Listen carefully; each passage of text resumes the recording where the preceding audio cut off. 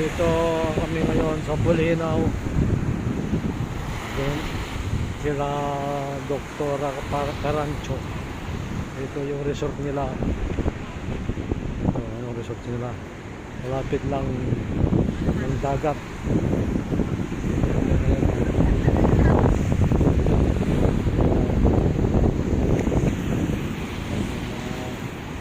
Maganda dito.